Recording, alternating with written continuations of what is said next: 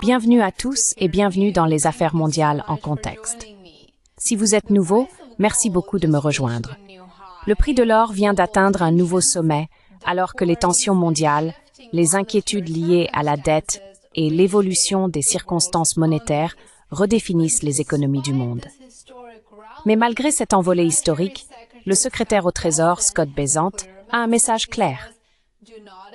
N'attendez pas de réévaluation de l'or de sitôt. Réévaluer l'or américain serait une décision discrète mais imprudente à l'heure actuelle. Pourquoi? Eh bien parce qu'une telle réévaluation pourrait entraîner d'importants bouleversements économiques.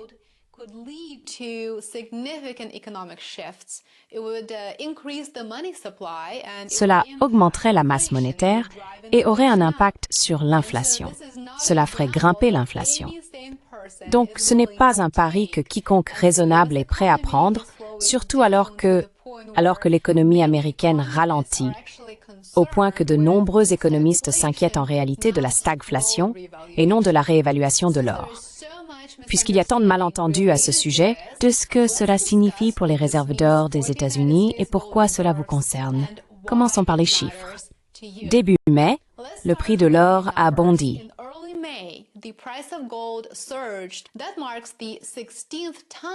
Cela marque la 16e fois que l'or atteint un nouveau record rien que cette année, en 2025. Il a augmenté de près de 60% depuis le début de 2022, principalement en raison de l'instabilité géopolitique, des craintes d'inflation et de la perte de confiance dans les monnaies fiduciaires. En raison de ces tensions et escalades géopolitiques, la demande de valeurs refuge est de retour, et elle est revenue en force. Le prix de l'or en euros a également bondi, d'ailleurs, frôlant les 3 000 € l'once, et les investisseurs chinois ont poussé le cours de référence de l'or à Shanghai à un nouveau record.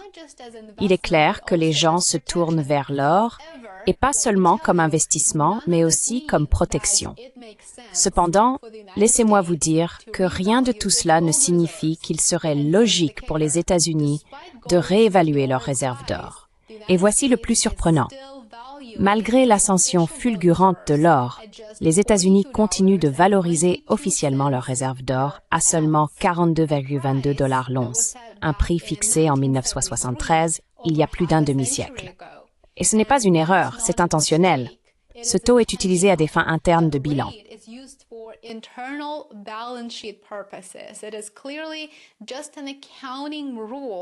Il s'agit clairement d'une simple règle comptable qui semble largement sous-évaluer les 8133 tonnes d'or de l'Amérique.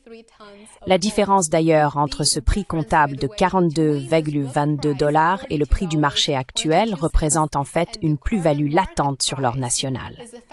Donc, cette valeur existe, mais selon les règles comptables de base, cet actif ne sera pas réévalué à la valeur du marché à moins qu'il ne soit vendu ou cédé d'une autre manière.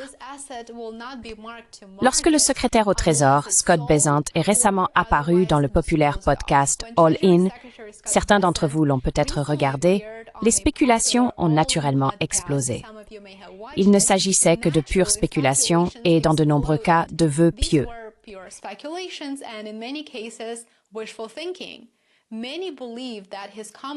Beaucoup pensent que ses commentaires sur, je cite, le côté actif du bilan, laissaient entendre une réévaluation des réserves d'or. Après tout, cela permettrait instantanément de débloquer des milliers de milliards en valeur comptable. Mais Bessent a en réalité écarté cette théorie très rapidement, sans laisser la moindre place à la spéculation.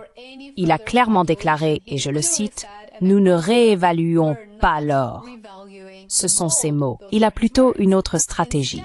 Sa stratégie se concentre sur d'autres actifs fédéraux, probablement des concessions énergétiques et des terres appartenant à l'État, dont il a laissé entendre qu'ils pourraient faire partie d'un futur fonds souverain américain.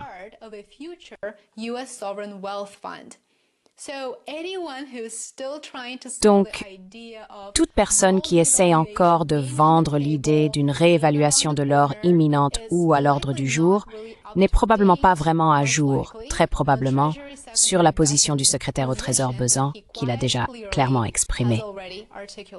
Au lieu de réévaluer l'or, ce qui provoquerait un séisme dans l'économie américaine à un moment où, soyons honnêtes, la Réserve fédérale a déjà beaucoup de mal à garder la tête hors de l'eau, la mesure proposée par Buzan vise en réalité à générer des recettes à long terme sans simplement imprimer plus d'argent ou puiser dans la tirelire d'or de l'Amérique, si l'on peut dire.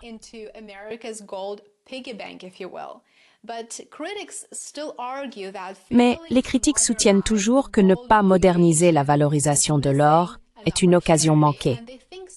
Ils estiment qu'avec la dette des États-Unis qui s'élève désormais à environ 37 000 milliards de dollars, une partie pourrait être remboursée grâce aux recettes d'une réévaluation de l'or.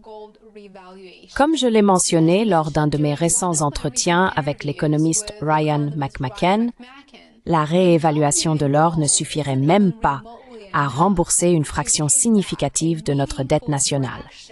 Par conséquent, cette option est tout simplement écartée. J'ai vu des avis selon lesquels Trump réévaluerait l'or pour effacer la dette nationale américaine. Quelle est la probabilité que cela se produise? Qu'en pensez-vous?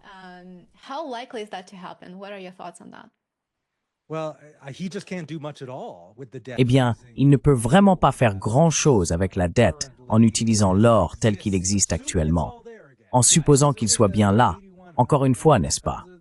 En supposant que les 8100 tonnes métriques soient bien là et que cela représenterait, disons, et bien sûr, la valeur a augmenté depuis que j'ai écrit des articles faisant ces calculs, 750 milliards de dollars. Disons que c'est monté. Disons même que l'or monte encore plus, au-dessus de 3000 dollars. On arrive à 800 milliards de dollars. Ce n'est rien, n'est-ce pas? Le budget de la défense à lui seul, pour une seule année, dépasse désormais les 900 milliards de dollars. Et ce n'est qu'une année. Donc, si vous vendiez tout cet or, vous pourriez payer le budget du Pentagone une seule fois. Et comparons cela au déficit fédéral, ou pas le déficit fédéral, enfin le déficit fédéral lui-même, pour n'importe quelle année, est plus important que l'ensemble du stock d'or.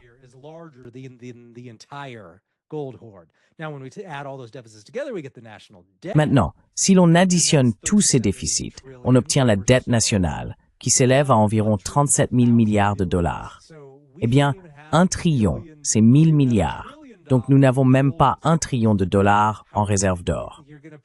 Comment allez-vous rembourser moins d'un 37e de la dette nationale en utilisant la réserve d'or? Et encore, ce n'est qu'une seule fois. L'autre complication ici, c'est que si vous commenciez à déverser 700 ou 800 milliards de dollars d'or sur le marché, afin de le transformer en une sorte de liquidité que vous pourriez ensuite utiliser pour rembourser la dette nationale, vous ne pourriez pas en obtenir 3000 dollars l'once. À mesure que tout cet or arriverait sur le marché, le prix de l'once d'or baisserait, car il y aurait une très grande quantité d'offres. Donc, en réalité, cela ne vaut même pas vraiment 750 milliards de dollars. Si vous commencez à le vendre pour des dollars, ce sera bien moins que cela.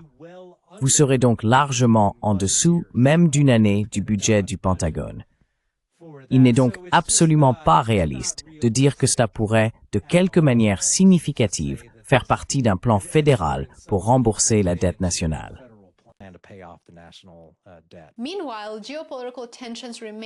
Pendant ce temps, les tensions géopolitiques restent très élevées.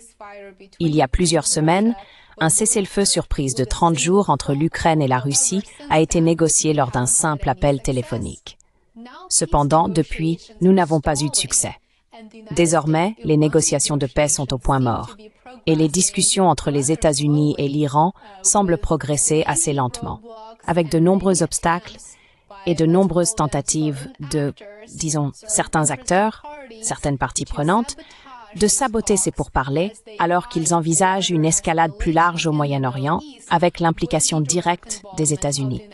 Parallèlement, les dépenses de défense de l'Europe explosent. L'Allemagne vient de réformer sa règle d'or budgétaire et les rendements des obligations à long terme augmentent également. Donc, la situation est assez désordonnée, oui, elle est assez chaotique, et c'est bien sûr le moment idéal pour les valeurs refuges. Ainsi, l'or est en hausse.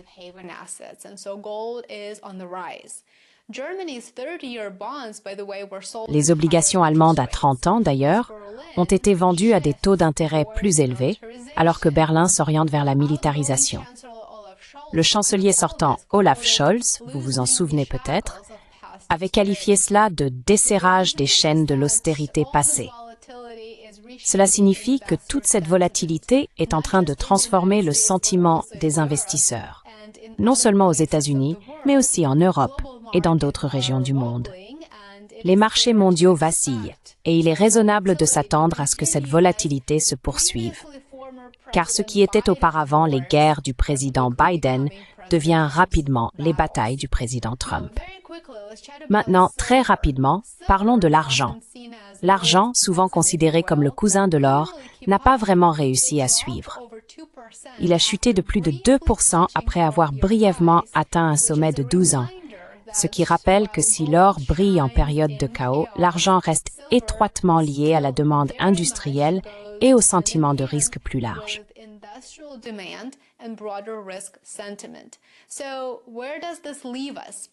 Alors, où en sommes-nous? Les États-Unis ne réévalueront pas leur or, cette option est écartée.